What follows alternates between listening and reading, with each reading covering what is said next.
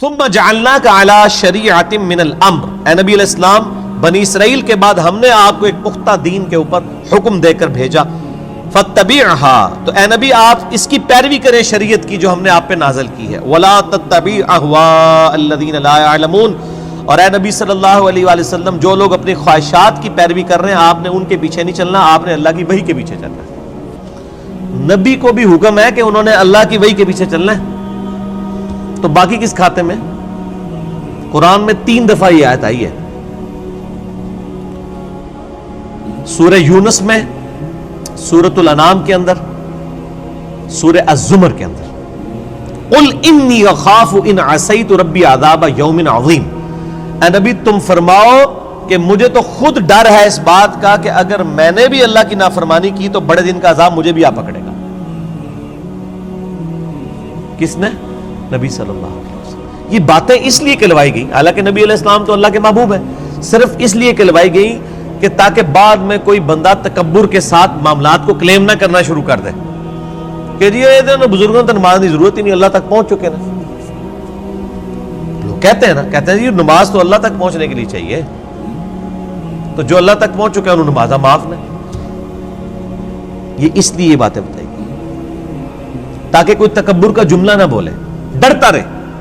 میں نے کئی دفعہ عرض کیا کہ آپ دیکھیں شیخ عبد القادر جیلانی رحمہ اللہ کی طرف کتنا بڑا جھوٹ منسوب کیا گیا، وہ قصیدہ غوثیہ ایک، جس کے اندر لکھا ہے تمام اولیاء کی گردن پہ میرا پاؤں ہے۔ سر یہ جو جملہ ہے نا کہ تمام اولیاء کی گردن پہ میرا پاؤں ہے، یہ کوئی مسلمان نہیں بول سکتا، ولی تو چھوڑ دیں، یہ شیخ عبد القادر جیلانی پہ جھوٹ باندھا گیا، انہوں نے نہیں کہیں کہا، یہ قصیدہ غوثیہ ہے ہی جھوٹ ہے، انہوں نے نہیں لکھا۔ اللہ کا نیک بندہ تو ہر وقت ڈرتا رہتا ہے، وہ یہ فرعونی الفاظ یہ تو فرعون بولے گا کہ میرا لوگوں کے گردن پہ پاؤں ہے۔ کیا حضرت ابوبکر صدیق نے کہیں بولا ہے یہ کہ تمام صحابہ کی گردن پہ میرا پاؤں ہے؟ صحابہ کے سردار کون ہے؟ ابوبکر صدیق۔ یہ کہتے ہیں عبد القادر جیلانی اولیاء اللہ کے سردار ہیں۔ اگر وہ سردار ہیں تو اس قسم کا فرعونی جملہ بولیں گے کہ اولیاء کی گردن پہ میرا پاؤں ہے؟ استغفر اللہ۔ یہ جملہ بولتے ہی بندہ اپنے ایمان کی فکر کرے، یہ سب کا سب فراڈ ہے، یہ ہے ہی جھوٹ ہے، انہوں نے نہیں بولا۔ انہوں نے جو کچھ بولا ہے وہ میں آپ کو بتاتا ہوں۔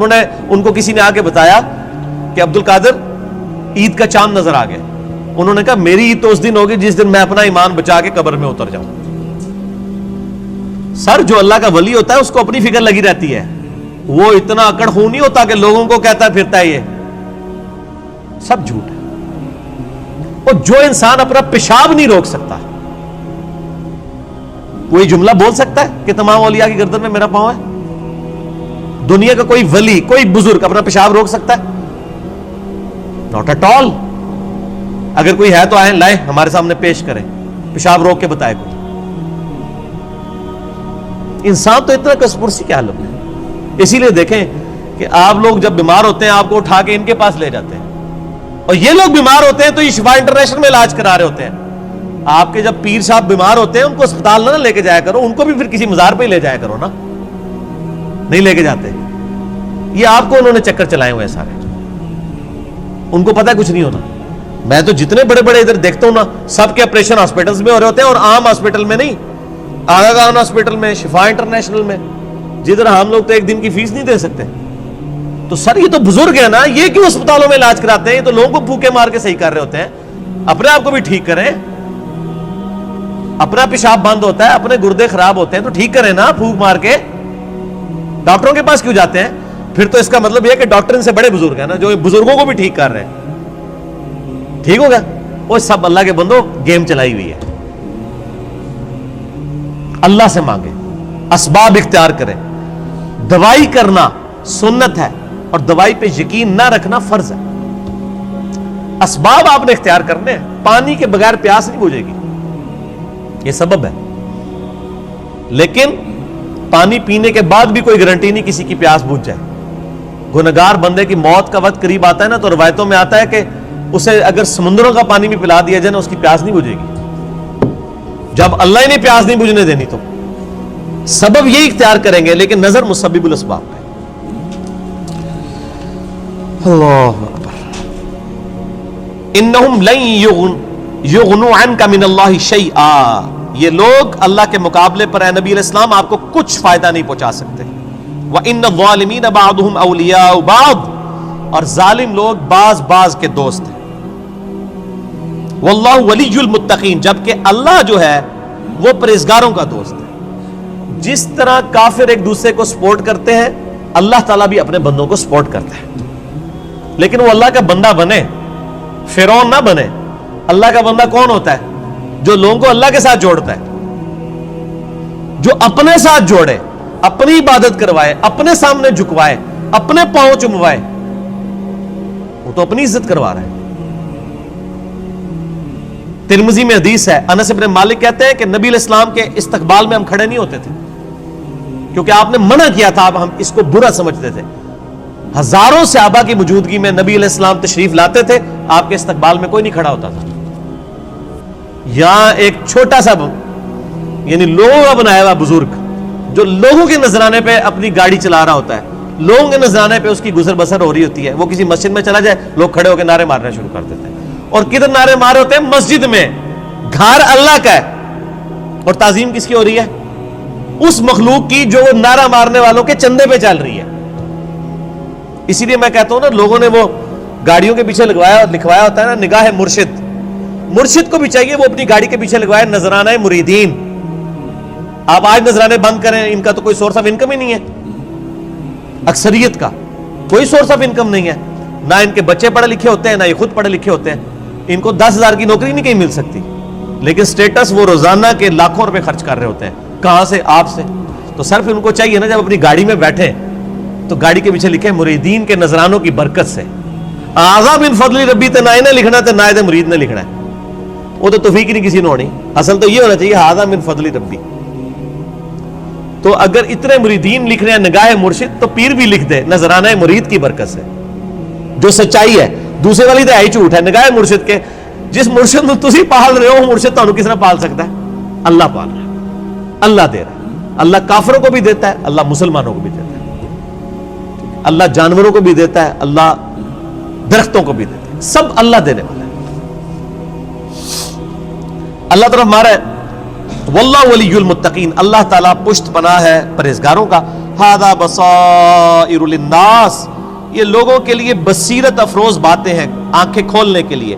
وَھُدًى وَرَحْمَةٌ لِّقَوْمٍ يُوقِنُونَ، اور ہدایت اور رحمت ہے یہ قرآن ان لوگوں کے لیے جو بات یقین کرنا چاہیں. جنہوں نے نہیں ماننی ان کے لیے قرآن میں کوئی ہدایت نہیں. ام حسب الذین اجترحوا السیئات ان نجعلهم كالذین آمنوا وعملوا الصالحات سواء محیاہم ومماتہم، کیا وہ لوگ جو برائیوں کا ارتکاب کرتے ہیں، کیا ہم ان کو ویسا ہی بنا دیں گے کہ جو ایمان لائیں اور نیک اعمال کریں، کہ یکساں ہو جائے دونوں کا جینا اور مرنا؟ نہیں.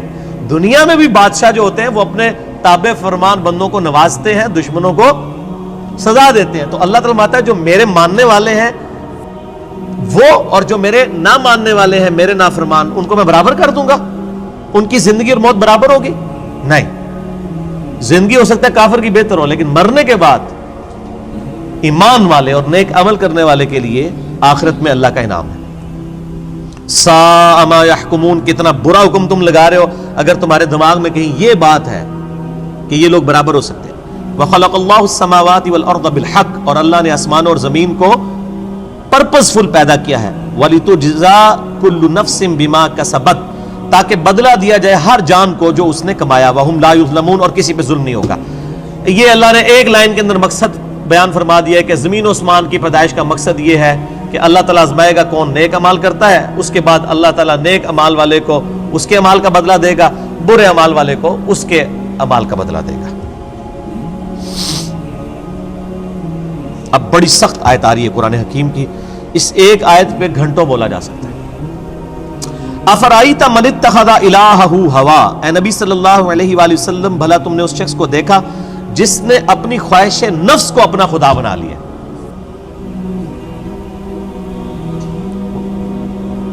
وَأَضَلَّهُ اللَّهُ عَلَىٰ عِلْمٍ، اور اللہ نے اس کے علم کے باوجود اسے گمراہ کر دیا.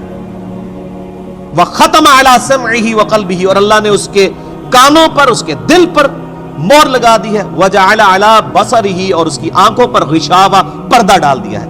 فمن یہدہ من بعد اللہ افلا تذکرون، تو بتاؤ اب اللہ کے بعد کون ہے جو اس کو ہدایت دے؟ کیا تم غور نہیں کرتے؟ جس کو اللہ گمراہ کر دے،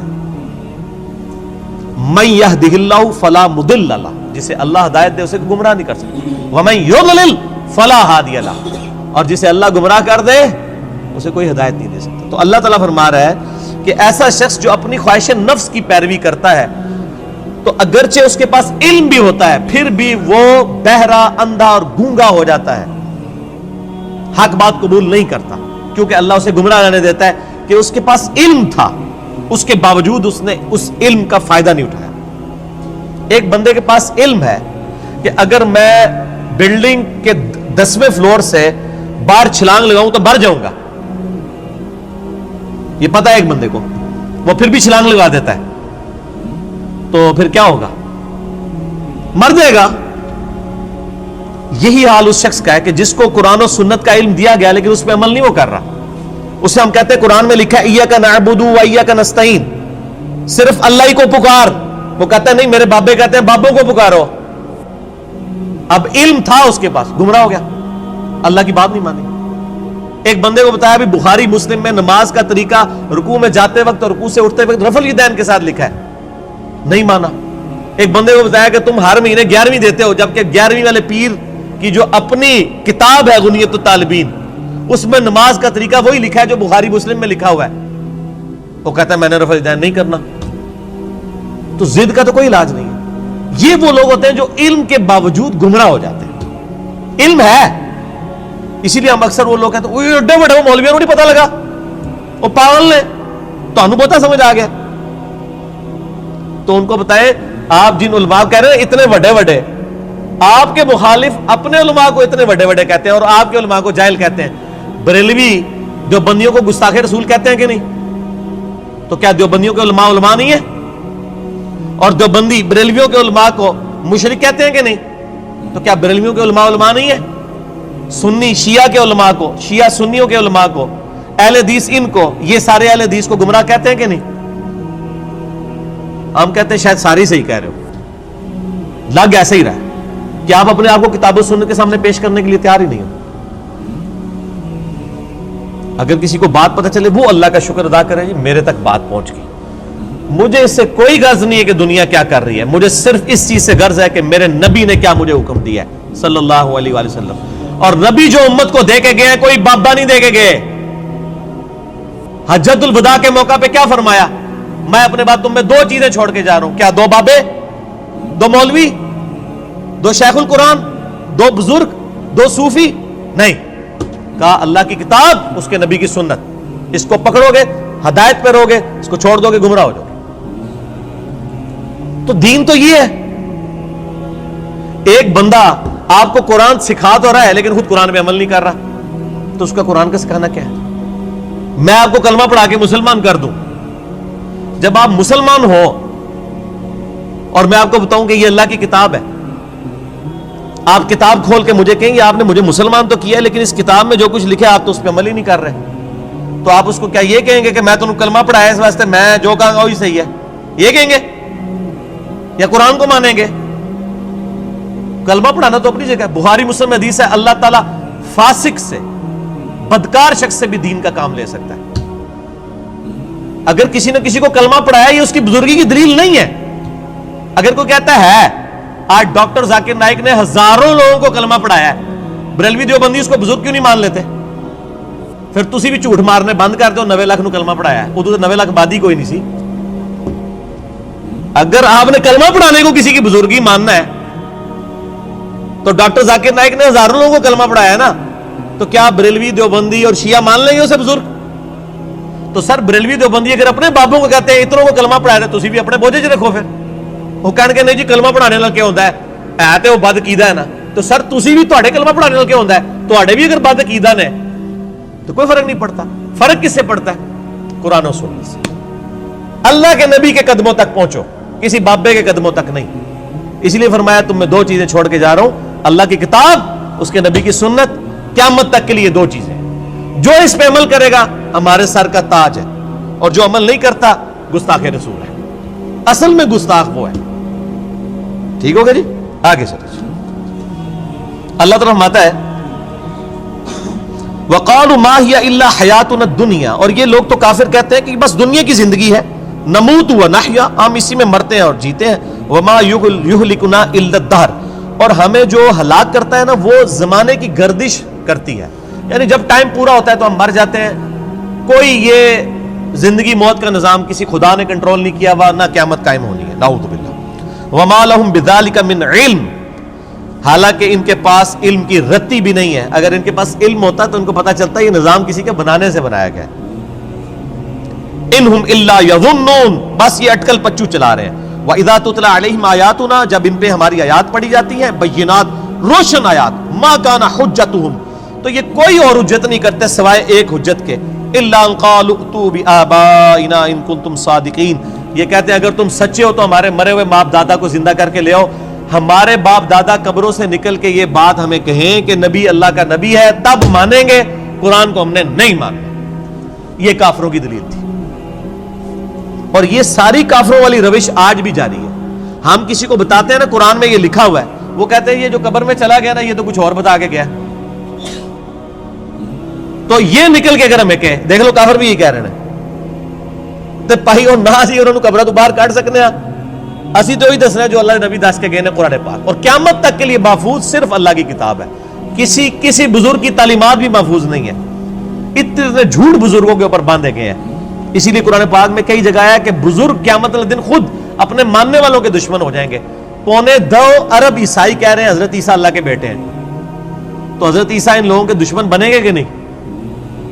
کیونکہ حضرت عیسیٰ کی تو یہ تعلیمات نہیں ہے۔ شیخ عبد القادر جیلانی کی کہیں یہ تعلیمات نہیں کہ آپ کو المدد یا غوث اعظم دستگیر شیئن للہ، کہیں ان کی تعلیمات نہیں، تو شیخ عبد القادر جیلانی دشمن بنیں گے۔ مولا علی علیہ السلام کی کہیں تعلیمات نہیں ہے کہ تم مجھے یا علی مدد کہہ کے پکارو، ان کی تعلیمات یہی ہے ایاک نعبد و ایاک نستعین۔ مولا علی بھی اللہ کو پکارتے تھے، مولا علی کا ماننے والا بھی وہی ہوگا جو اللہ کو پکارے گا۔ تو اللہ تعالیٰ جب یہ حجت کرے تم ان کو کہو قُلِ اللَّهُ يُحْيِيكُمْ ثُمَّ يُمِيتُكُمْ، اللہ تمہیں زندہ کرتا ہے وہی موت دیتا ہے، ثُمَّ يَجْمَعُكُمْ إِلَى يَوْمِ الْقِيَامَةِ، پھر قیامت دن بھی وہ تمہیں جمع کرے گا، لا ریب فیہ، جس میں کوئی شک نہیں ہے، وَلَكِنَّ أَكْثَرَ النَّاسِ لَا يَعْلَمُونَ، لیکن اکثر لوگ اس حقیقت سے ناواقف ہیں۔ اللہ نے فرمایا کہ بھئی یہ بتا دو کہ اللہ میں اور باقی ہستیوں میں یہ فرق ہے کہ وہ زندگی اور موت دیتے ہیں، تو لے آؤ۔ اللہ کے علاوہ کوئی زندگی اور موت دے سکتا ہے؟ نہیں دے سکتا۔ اگر کوئی کیسا کہتا ہے کہ دے سکتا ہے، اور جناب کس کس قسم کے جھوٹ، یعنی انہوں نے، یعنی وہ جی شیخ عبد القادر جیلانی رحمۃ اللہ علیہ نے ایک ڈوبی ہوئی بارات جو ہے وہ مرنے کے اتنے سال بعد زندہ کر دی تھی۔ اللہ کے بندو توبہ کرو، قرآن پاک میں سورہ انبیاء کا پہلا رکوع ہے، 17واں پارہ پہلا صفحہ ہے۔ نبی صلی اللہ علیہ وآلہ وسلم کو کافر کہتے تھے، تم ہمیں یہ کہتے ہو نا اگلے نبیوں کے یہ معجزے کہ مردہ زندہ کرتے تھے، تم ہمیں مردہ زندہ کر کے بتاؤ پھر نبی مانیں گے۔ تو اللہ تعالیٰ نے فرمایا کہ ان سے فرما دو کہ معجزات اللہ کے پاس ہے، وہ کوئی معجزہ اس قسم کا نہیں۔ نبی صلی اللہ علیہ وسلم نے بھی کوئی مردہ نہیں کبھی زندہ کیا۔ حضرت عیسیٰ علیہ السلام کا قرآن میں ذکر آتا ہے کیونکہ ان کا معجزہ وہ تھا، ہمارے نبی کا معجزہ قرآن ہے، جیسا کہ موسیٰ علیہ السلام کا معجزہ عصا تھا۔ ویسے آپ صلی اللہ علیہ وسلم کے بہت معجزات ہیں بخاری مسلم میں کہ مبارک انگلیوں سے پانی کے چشمے جاری ہو گئے، مبارک دعا سے چاند 2 ٹکڑے ہو گیا، مبارک پسینے سے خوشبو آتی تھی، یہ معجزات ہیں، مردہ زندہ کرنے والا نہیں ہے۔ تو یہ بعد کے لوگوں کے بارے میں آپ کلیم کر رہے ہیں کہ انہوں نے مردے زندہ کیے ہیں؟ آج بھی لیں کسی کو جو کہتا ہے نا مردہ زندہ کر سکتا ہے تو ہم اسے شہید کر دیتے ہیں، اس کی اجازت سے وہ اپنے آپ کو زندہ کر کے بتائے۔ حضرت عیسیٰ نے بھی جو مردے زندہ کیے ہیں نا، وہ یہ نہیں تھے کہ وہ قبر سے نکال کے چلنا پھرنا شروع کر دیتے تھے، صرف اس وقت چونکہ طب بڑے زور پہ تھی، میڈیکل، تو اللہ تعالیٰ نے ان کی میڈیکل کو فیل کیا کہ کوئی ڈاکٹر کسی مردے کو نہیں زندہ کر سکتا۔ اللہ نے آیا میرا نبی اے جیڑا مردہ زندہ کرے گا، اور وہ صرف اتنا ہوتا تھا، قبر پہ گئے مردے کو زندہ کیا، وہ مردہ کہتا تھا کہ حضرت عیسیٰ اللہ کے نبی، واپس چلا جاتا تھا، بس اس سے زیادہ نہیں تھا زندہ ہوتا نا۔ سورۃ الانبیاء کی آیت نمبر 95 ہے، جو ایک دفعہ دنیا سے چلا گیا وہ واپس نہیں آ سکتا، ناٹ ایٹ آل، گیا۔ دنیا میں واپس نہیں آ سکتا. اگر یہ بات ہوتی تو حضرت فاطمہ روتی روتی فوت کیوں ہوگی 6 مہینے کے اندر کہ میں اپنے باپ کا چہرہ اب دوبارہ نہیں دیکھ سکوں گی. حضرت عائشہ حضور کی لاڈلی ترین بیوی نبی علیہ السلام کی وفات کے بعد 47 سال تک زندہ رہی ہیں, اور کدھر زندہ رہی ہیں؟ اسی قبر والے حجرے کے 7 کمرے میں. میں کہتا ہوں کوئی ایک روایت دکھا دے کہ انہوں نے نبی علیہ السلام کی کبھی زیارت کی ہو قبر کے اوپر. آج لوگ کہتے ہیں ہمارے گھر میں آ جاتے ہیں, کوڑ مارنے چھڑ دو اللہ دے بندے ہو, چوڑ. سب سے زیادہ اگر کوئی حقدار تھا تو حضرت فاطمہ تھی, حضرت عائشہ تھی, مولا علی تھے. ان سے کوئی آپ کو بات نہیں ملے گی. یہ جتنی آپ کو باتیں بتاتے ہیں ساری بزرگ بابوں سے بتاتے ہیں, آپ کو حضرت ابو بکر کی کرامت نہیں بتا رہے ہوں گے اس قسم کی, تو کو کیا ہوتی نہیں ہے.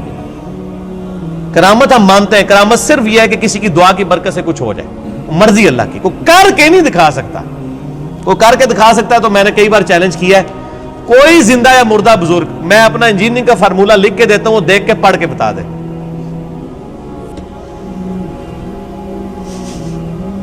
وہ جن کو چیلنج دے رہے ہوتے ہیں وہ کہتے ہیں نہیں یار نہیں پڑھ سکتے ہو. اللہ تو پڑھ سکتا ہے نا, میں اگر کوئی فارمولہ لکھوں اللہ تو پڑھ سکتا ہے نا. اگر آپ مانتے ہیں کہ اللہ ان کو پڑھاتا ہے, اللہ ان کو سب کچھ اللہ دیتا ہے, تو پڑھن نہ پھر. اور میں تو اس سے بڑی بات کرتا ہوں, ان کی آپ نمازیں سنیں, یہ نماز بھی صحیح نہیں پڑھتے ہوتے. میں نے کئی لوگوں کی نمازیں سنی ہیں, نماز غلط پڑھ رہے ہوتے ہیں. ایو النبیوں کو میں نے بتایا نا, ادھر ایک بہت بڑے پیر صاحب تھے جیل میں نام نہیں لیتا. ایک دن میں نے ان کی نماز سنی, ہم وہ بھی شغل ملے میں بیٹھ گئے نماز سنانے کے لیے. نماز میں پڑھ رہے السلام علیکم ایھا النبی. مرید ہزاروں ہے جن کو انہوں نے جنت میں لے کے جانا ہے, نماز ایھا النبی 25-30 بندوں کی موجودگی میں. اور بھی بڑی غلطی تھی, یہ موٹی سی مجھے یاد رہ گئی. میں کہ یہ کیا پڑھ رہے ہیں, وہ بچپن سے نماز یاد کی تھی اسی طرح چل رہی تھی, باقی عین ہاتھ تو ہے ہی کوئی نہیں تھا نا, وہ تو چھڈ ہی دو, وہ تو میں گل ہی نہیں کہ میں زبر زیر کی غلطیاں. ایھا النبی.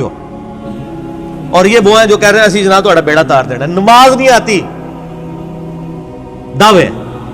میرے پاس کئی لوگ آتے ہیں نہیں وہ ہمارے سلسلے میں بیعت ہو جائے. میں نے کہا آپ کا پیر مجھے صرف یہ 17 اذکار جو فرض نماز کے بعد کے ہیں نا وہ مجھے زبانی سنا دے, میں بیعت ہو جاؤں گا. آج تک دنیا کا کوئی پیر سامنے نہیں آیا. 17 اذکار ہے فرض نماز کے بعد. لوگوں کتنے آتے ہیں 4 یا 5, آیت الکرسی, تسبیح فاطمہ, اللہ اکبر, استغفر اللہ, اللہم انت السلام. تو آڑی گنتی مک جانی ہے 5 تو بعد. اے 17 اذکار لکھے ہوئے گرین کارڈ پہ جو نبی صلی اللہ علیہ وسلم کرتے تھے, دنیا کے کسی پیر کو نہیں آتے. وہ 24 اذکار بلو کارڈ پہ لکھے ہوئے ہیں جو صبح و شام کے اذکار ہیں نبی علیہ السلام کے. کتنی کتنی مشکل دعائیں ہیں بخاری مسلم میں, کسی پیر کو نہیں آتی ہیں. میں اس سے بڑا چیلنج کہتا ہوں یہ دیکھ کے پڑھ کے بتا دیں. یہ اتنی مشکل عربی ہے کہ جس نے پہلی دفعہ پڑھی ہو وہ اس کو ایک دفعہ پڑھ کے صحیح پڑھ ہی نہیں سکتا. ابھی تک تو سارے فیل ہوئے ہیں. تو پھر یہ کہنا کہ ہم لوگوں کو نبی علیہ السلام تک پہنچاتے ہو, تسی آپ تک پہنچے کوئی نہیں ہوئے اللہ دے بندے ہو. نبی علیہ السلام تک وہ پہنچا ہوا ہے جو نبی علیہ السلام کے طریقے پہ ہے, جو آپ نے فرمایا ہے, جو آپ نے وظیفے بتائے ہیں. باقی تو آپ کے خود ساختہ چیزیں ہیں, وہ جس طرح ہندوؤں کے ماننے والے اپنے وہ کرتے ہیں, آپ کے ماننے والے آپ کو سکھا رہے ہیں. نبی علیہ السلام کے ساتھ کوئی تعلق نہیں ہے. نبی صلی اللہ علیہ وسلم جو کچھ دے کے گئے وہ یہ موجود ہے اس میں, وہ اس قرآن کے اندر ہے. باقی سب کچھ آپ کے بابوں نے آپ کو دیا, اس کا دین سے کوئی تعلق نہیں ہے. ٹھیک ہوگا جی. اور ویسے بابوں کے اوپر کوئی ناراض بھی نہیں ہونا چاہیے, کیونکہ سارے ایک دوسرے کے بابوں کو نہیں مانتے. جب سارے ایک دوسرے کو نہیں مان رہے ہیں تو ہم کہہ رہے ہیں سارے ٹھیک کہہ رہے ہو, کسی کے بھی نہ مانو, ایک بندے کو اپنا امام بناؤ. امام اعظم محمد رسول اللہ صلی اللہ علیہ وآلہ وسلم صلاۃ تسلیما کثیرا کثیرا. ٹھیک ہوگا.